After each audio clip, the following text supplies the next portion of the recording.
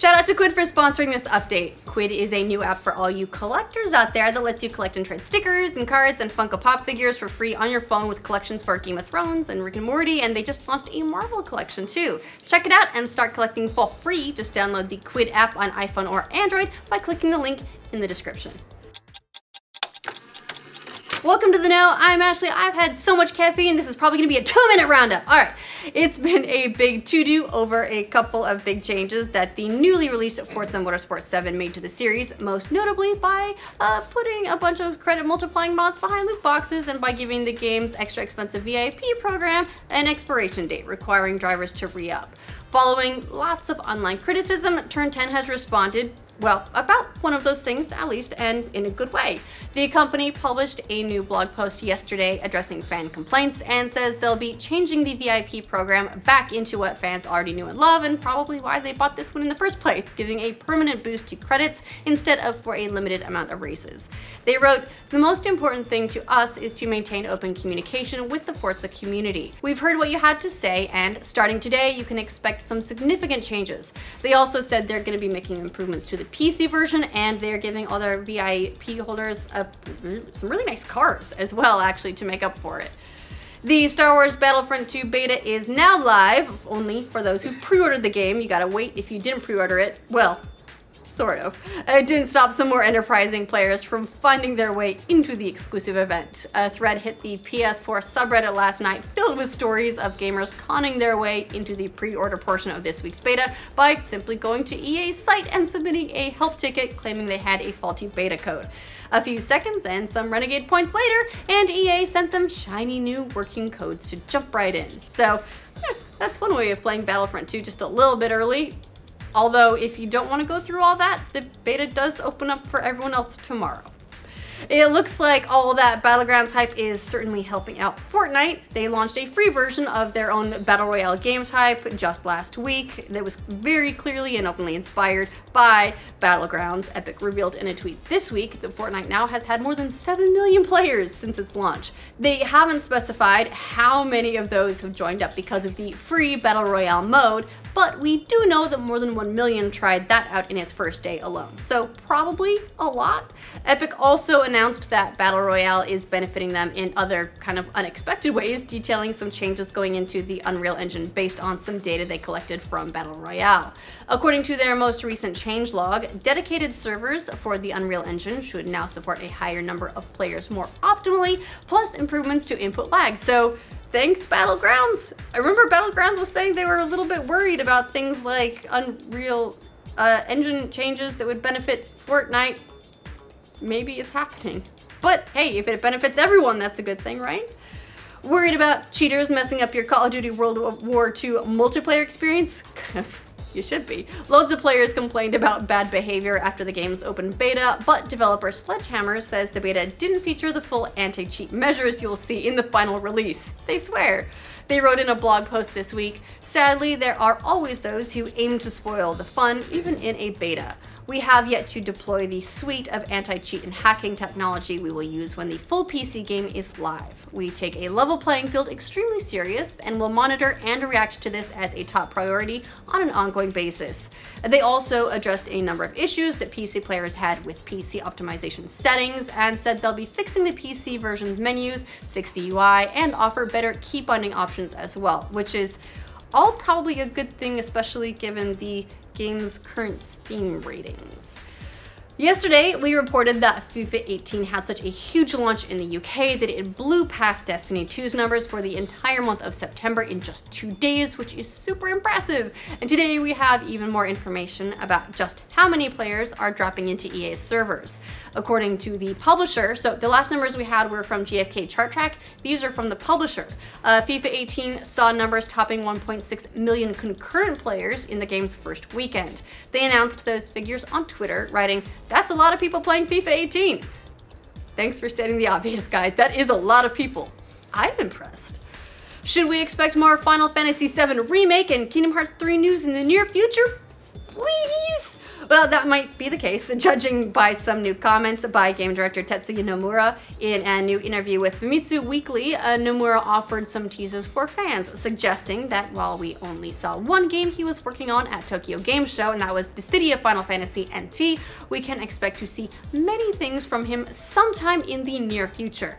Whether that's a tease for the upcoming Paris Games Week, where Sony says they'll be showing off some new things, or maybe a tease for PlayStation Experience in December, nobody really knows. Both of those probably count as near future, but thanks for getting us all excited again, Nomura. I keep trying not to be excited, and it never works.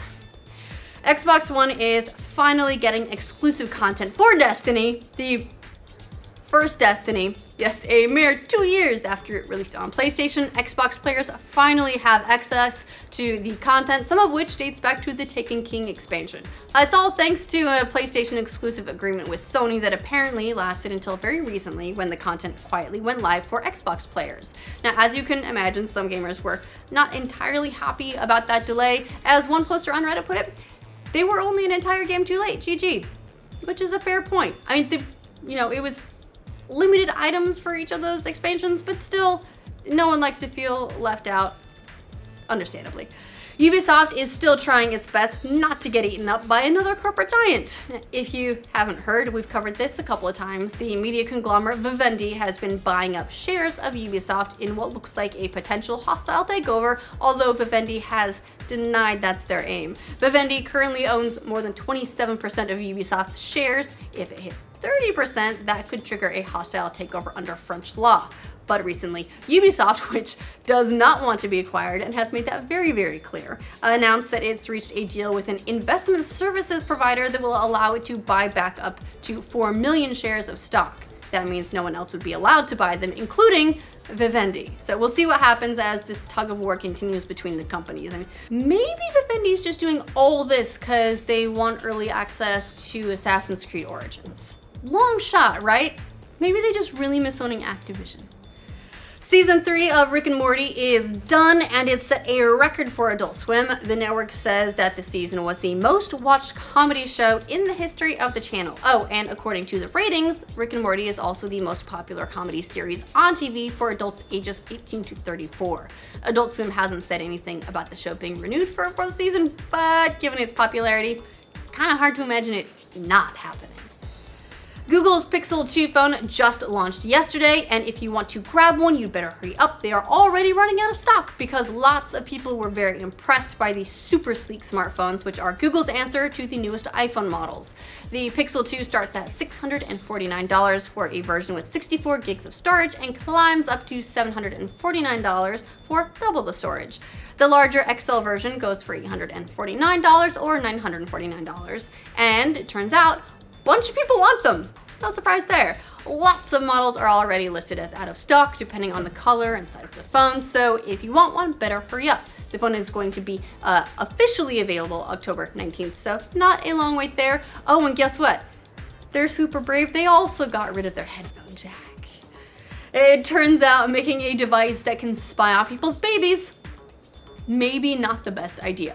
Mattel said it's dropped plans to sell a baby monitor called Aristotle that uses artificial intelligence to do things like switch on a nightlight if a baby's crying, which sounds like a good idea. But it gets a little bit creepier. The device was designed to keep learning about children as they grow up, and officials said it would eventually be able to help kids with their homework. Sounds good? Cool. What could go wrong? Well, a lot of things. This naturally raised a lot of privacy concerns, and the government started asking questions. Lots of people asking Mattel to just drop it because, privacy in kids is a real big deal. And the toy company finally agreed, saying yesterday that it did not fully align with Mattel's new technology strategy. So, look, sorry kids, you gotta wait till you're 18 for your devices to spy on you just like the rest of us.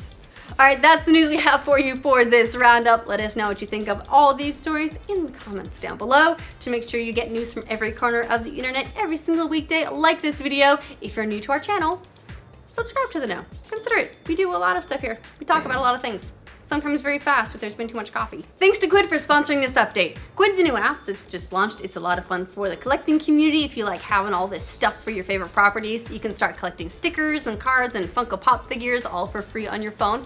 And you can start showing them off by attaching stickers to your iMessages, that kind of thing. Have fun with it. They've got thousands of stickers you can collect, use, and trade across a bunch of shows and games and movies, all stuff that you already know and love, like Game of Thrones, Rick and Morty, Firefly, Star Trek, Fallout, Adventure Time. They just launched a Marvel collection too. And if you don't get what you want in the packs, you can always trade other users via the app to complete your collection. You can see some of mine in the demo here that I recorded on my phone. I particularly like Firefly and Game of Thrones, so those are the ones I've been collecting the most. They release new stickers and cards and figures every day that you can collect for free and start using, and they make it easy to use too. You can add Quid either as a keyboard in your phone settings to make it easy to pull up every time, or in iMessage, you can tap the App Store icon and you'll find all your stickers under the Quid icon. It's free for iOS and Android, so if you want to check it out and get some stuff to spruce up your iMessages, just click the link in the description to download it.